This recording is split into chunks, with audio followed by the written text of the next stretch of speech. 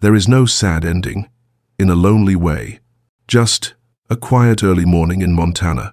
A man stands outside a faded RV parked right at the lake's edge, holding a cup of coffee, silently.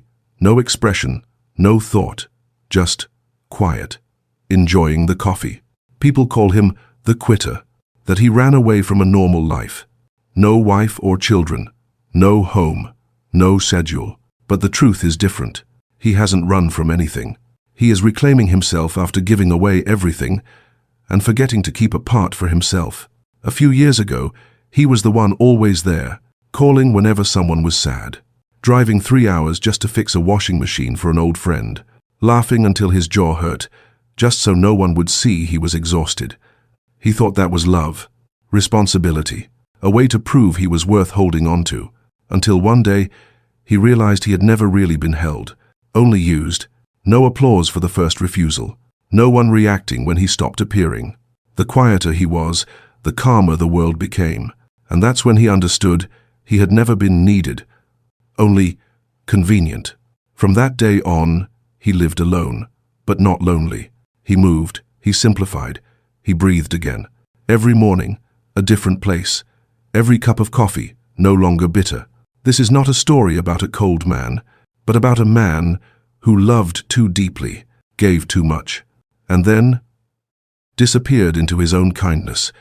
The question I want to ask you here is, have you ever given so much that you no longer recognized yourself? If so, stay. In the very first comment, please, because this time we are not talking about giving, but about returning, the journey back to yourself. He once thought he was dependable, not because someone said so, but because everyone acted as though he would always be there, even when they were late, even when they erred, even when they forgot. He still stayed. He's the one who drives you to the airport at 4 a.m., the one who listens on the phone for over an hour just to hear someone vent, the one who rearranges plans, cancels appointments, changes his own schedule just to help someone be on time. And nobody called that a sacrifice. They called it, he's good. Then they took it for granted. They arrived late. He waited. They forgot his birthday. He still remembered theirs. They were silent for months, then texted, "Are you okay?" And he still replied, "I'm fine." But there is one truth he learned, not from books, but from his own fatigue. When you are too available, you cease to be valued. You are no longer special. You become default. His presence no longer astonished anyone. His kindness no longer moved anyone. And his efforts were only seen as obligations, until he stopped, not by argument, just. For the first time, he didn't text first, he didn't schedule, he didn't remind anyone's birthday, he didn't ask, "How are you?" He didn't strain to keep everything intact, and what hurt him most wasn't losing someone, but that no one asked why he disappeared. The truth is, when you always stay, people stop thinking you could leave. And that's when he understood staying too long is sometimes the fastest way to lose yourself. Not every marriage cracks. Some people don't collapse, they just fade.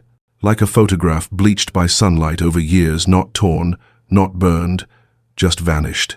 He used to be the person called in crises, the one who kept calm amidst chaos, the one everyone assumed was steadfast, because he spoke little, because he listened, because he knew when to nod and smile just enough so no one would question. People thought he was okay, just because he didn't complain. But the truth is, he had been wearing down for a long time. No one saw it because he was so good at hiding. So good, he forgot he was pretending. He still went to work on time, still made tea for others, still sent goodnight texts to friends, even though his phone never rang back. He still smiled. But not because anything joyful, just because silence was scarier. And then one day, he woke up in the RV parked near the forest. No unread messages, no missed calls, only wind hitting the van walls and that dreadful silence, now become familiar. At that moment, he didn't feel pain, only emptiness, as if part of him had fallen somewhere, among all the efforts never reciprocated. What caused him to stumble wasn't someone leaving, but the feeling that when he stopped giving, he also stopped being needed. It turns out, when a man has nothing left to give, what remains is not freedom, but a long silence, And in that silence, he realized, he wasn't broken.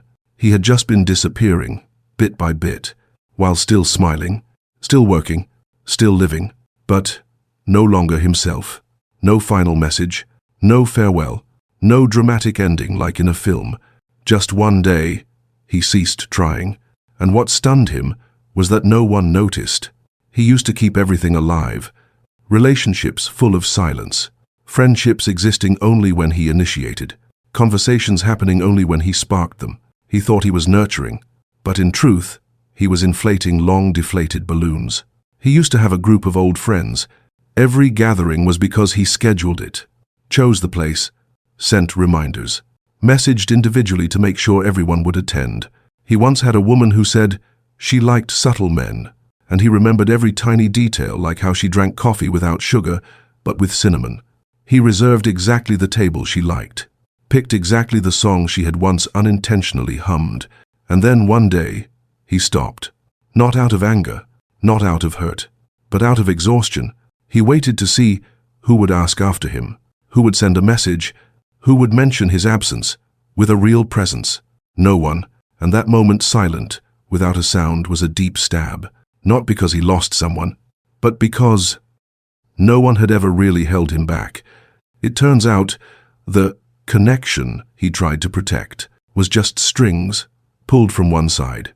He didn't retreat in anger, he retreated with clarity, because for the first time, he understood, if a relationship demands you strain so much just to not break, then it had broken long ago. At first, silence was enemy. It didn't come by knocking, but by the emptiness between things he once filled with busyness. No more Friday plans, no more midnight texts, no one needing his advice, no one asking him to fix things. Only him, and the hiss of warm water in the coffee kettle, and the wind brushing the RV windows parked on the hillside. Silence, at first, was a scratch. Every gap seemed to emphasize he had no one left to fill his life. He had grown used to being needed, even dependent on it to feel worthy.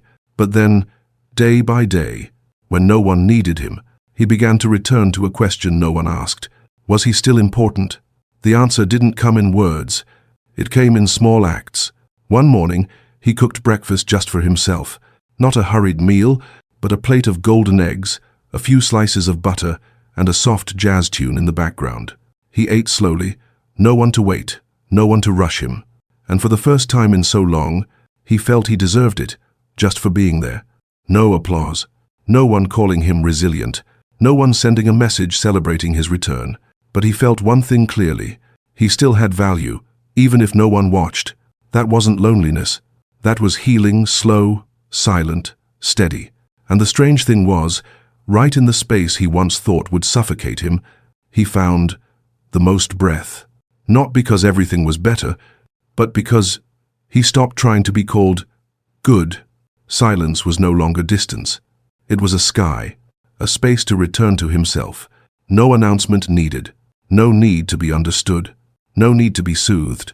Just still enough to hear the voice he had long ago lost, his own. Once, he said yes to every invitation, out of courtesy, out of fear of seeming cold, out of not wanting to disappoint. But now, if it drains him, he says no. No explanation, no apology. He used to show up at every party even though he knew he didn't belong there. He used to reply to midnight texts just to help someone with something unrelated to him. He used to listen for hours to repetitive complaints from people who never cared to listen back. Now it's different. He is silent. Not because he has nothing to say, but because he no longer wants to waste energy on things that no longer matter. He began with small boundaries, not replying during breakfast, not answering calls while walking, not agreeing to meet just because someone else's schedule was free when his needed rest. He stopped rushing to every demand of urgent, because he realized some people only come to him in confusion, then disappear when things are fine. He isn't angry. He holds no blame. He simply removes himself from places he stayed too long, where no one truly wanted him. Those who enter his life now must tread lightly, not because he is fragile, but because he spent too long repairing himself. He's not cold, he's just cautious, because after it all, he understands. Some things can never be reclaimed, like the peace of coming home and not having to deal with anyone. His time now isn't for explaining. It's for living, fully. And if someone cannot respect that boundary, they don't enter anymore. No noise, no flowery refusals, just a lasting absence. The world doesn't know what to do, with a man no longer driven by emotion. When he still nodded for approval, they called him kind. When he corrected mistakes he did not make, they called him thoughtful. When he yielded in silence, they called him a good man.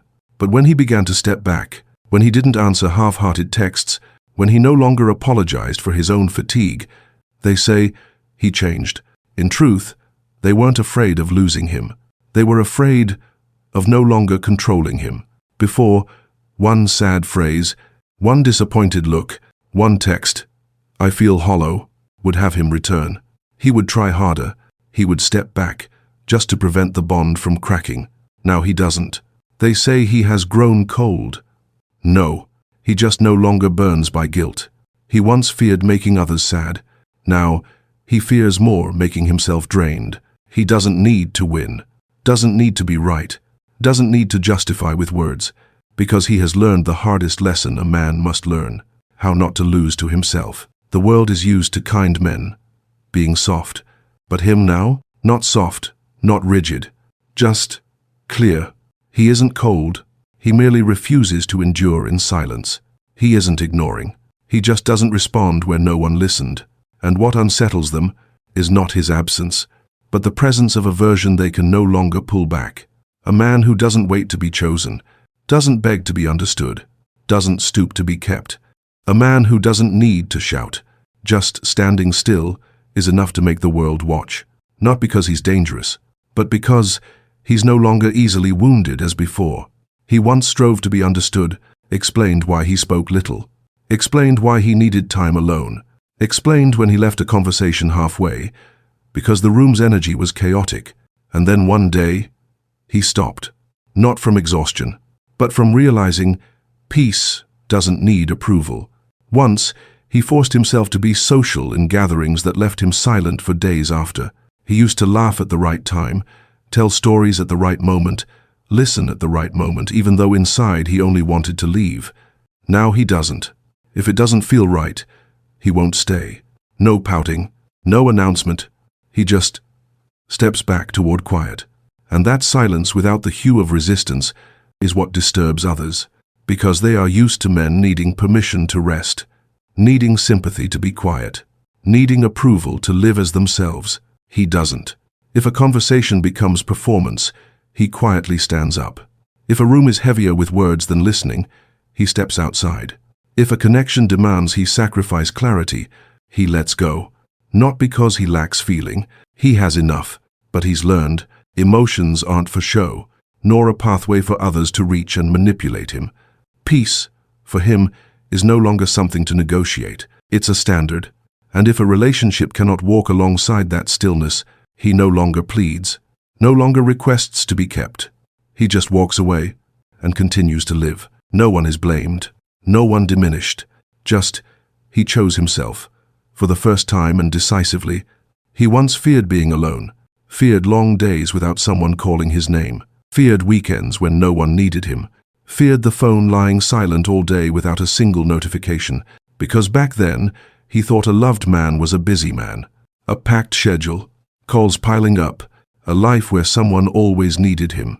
But then he learned through his own exhaustion, being present in someone's life doesn't mean you're truly living. He once tried to become the image others wanted, quiet at the right time, proactive just enough, mature, calm, understanding, to the point he no longer knew who he was. He once bent himself to maintain peace, once fixed himself bit by bit to fit into a relationship with no room left for honesty. And when everything left, he felt no regret, only emptiness, because the one who left wasn't just others, it was himself. Now, he lives alone, not because he was not chosen, but because he no longer chooses to trade himself to stay. He no longer fears the quiet, because quiet doesn't betray him. It doesn't force him to pretend, doesn't demand he smile when inside he's breaking, doesn't push him to continually prove he's good enough to be kept. He no longer lives to fit anyone. He lives to align with himself, and the one fear he keeps is not loneliness, but having to live again in a version not himself just to be called loved. The price of that sacrifice is too high, and he has paid it. Once. Enough. He's not chasing the spotlight, nor needing a pat on the back. He doesn't walk fast to outrun anyone, nor walk slow to be called profound. He just walks. No noisy, no binds, no need for anyone to prove he is doing right. On that small forest road this morning, where the RV's wheels left marks on the grass, he walks. No headphones, no phone, only the wind and a few dry leaves crackling beneath his shoes. Every step of his, no applause, but relief, no longer needing to maintain an image, no longer needing to become someone to be chosen, no longer spinning to someone else's rhythm. Now he lives. No need to fight for what's right, no need to claim his share, no need to stand at the center of any group, because the only center is inside him. He's not cold, just used to living without needing validation. No one needs to say you're okay for him to believe it. His peace asks no permission. It comes when he stops striving. It stays when he knows when to stop, and it protects him from exactly the things that once shattered him, not with armor, just clarity, just a layer of quiet no one can reach. He doesn't need to win, because now he no longer loses himself. If you have ever quietly disappeared, just to leave something for yourself, if you have ever sat silently just so you wouldn't have to strain against the world one more time, then you are not weak. You are rebuilding yourself. No one sees, no one understands, no one applauds, but it's okay, because this time, peace doesn't make you cold, it makes you whole. If you understand that feeling, leave a line. Peace has healed me during the time I lived alone. And if you find this video meaningful, please share it with people in the same situation, and don't forget to subscribe to the channel to receive the earliest notifications of new videos. Thank you, and see you again.